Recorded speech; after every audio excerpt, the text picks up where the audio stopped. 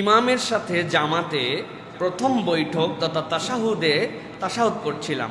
আমার তাশাহুদের শেষ অংশের আগে ইমাম সাহেব দাঁড়িয়ে যান, কিন্তু আমি না দাঁড়িয়ে তাশাহুদ শেষ করে দাঁড়াই।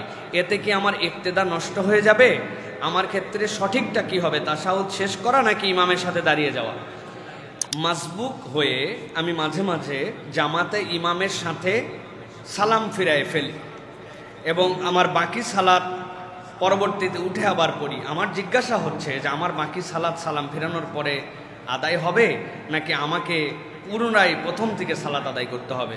প্রিয় ভাইয়েরা, শরীয়তের মাসালা হচ্ছে কেউ যদি মাসবুক অবস্থায় ইমামের সাথে সালাম ফেরায় তার দুইটা হাল।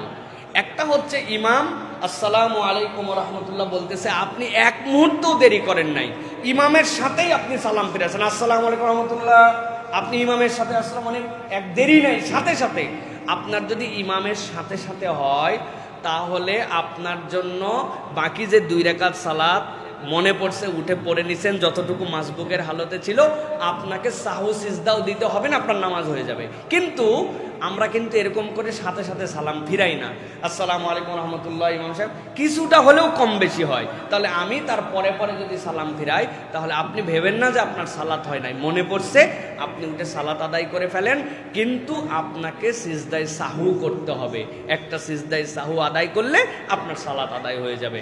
আপনি মনে করেন না বা মাসলা না জানার কারণে অনেক করে ফেলতে পারেন যে সালাম যেহেতু পরেই শেষ করে ফেলছি, ইমামরে শেষ, আমার মনে নামাজ শেষ, আবার পিছনে যাইয়া 4 রাকাতি নামাজ পড়তেছে বা 3 রাকাত মাগরিবের হলে মাসবুক পুরাটা পড়তে হবে না।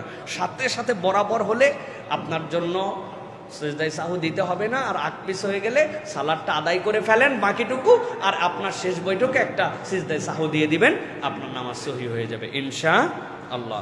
ইমামের সাথে জামাতে প্রথম বৈঠক তথা তাশাহুদ করছিলাম। আমার তাশাহুদের শেষ অংশের আগে ইমাম সাহেব দাঁড়িয়ে যান, কিন্তু আমি না দাঁড়িয়ে তাশাহুদ শেষ করে দাঁড়াই। এতে কি আমার ইক্তেদা নষ্ট হয়ে যাবে? আমার ক্ষেত্রে সঠিকটা কি হবে, তাশাহুদ শেষ করা নাকি ইমামের সাথে দাঁড়িয়ে যাওয়া? প্রিয় ইমামদের জন্য প্রথমে বলবো যে সকল মুসল্লি একবারে ঝরঝরা করে তাশাহুদ পড়তে পারেন না। এই ক্ষেত্রে যারা ইমামরা আছেন একটু ধীরস্থিরভাবে, একটু আস্তে আস্তে করে, আবার ওই জায়গায় তাশাহুদ শেষ করে বসেও থাকতে পারবেন না যে মুসল্লি সবার শেষ হয়েছে কিনা, তাহলে আপনার নামাজ ফাসেদ হয়ে যাবে।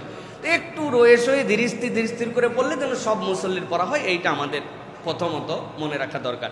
দ্বিতীয় কথা হচ্ছে যে তাশাহুদ পড়া ওয়াজিব, ইমামের পিছনে, ইমামের জন্য, মুক্তাদির জন্য। এই জন্য তাশাহুদের হালতে আপনি যে পুরোটা শেষ করে উঠেছেন এটাই সঠিক মাসালা। ইমাম উঠে গেছেন ঠিক আছে, কিন্তু আপনি বাকি অংশটুকু দ্রুততার সাথে শেষ করে ইমামের সাথে যুক্ত হবেন। তাশাহুদ বাদ দিয়া ইমাম দাঁড়ায় গেছে, আপনি উঠে ইক্তেদা করতেছেন, এইটা নয়। কিন্তু বেশি দেরি করা যাবে না, খুব বেশি কম বেশিও হবে না, কিন্তু আপনার এই পড়াটুকু শেষ করে উঠতে হবে। এই হিসাবে আপনার আমলটা ঠিক আছে, কেননা তাশাহুদ ওয়াজিব ইমামের জন্য এবং মুক্তাদির জন্য। এই জন্য হালতে তাশাহুদ পূর্ণ করে আপনাকে উঠতে হবে। এটাই হচ্ছে সঠিক মাসালা। আল্লাহ রাব্বুল আলামিন আমাদেরকে বুঝার তৌফিক দান করেন।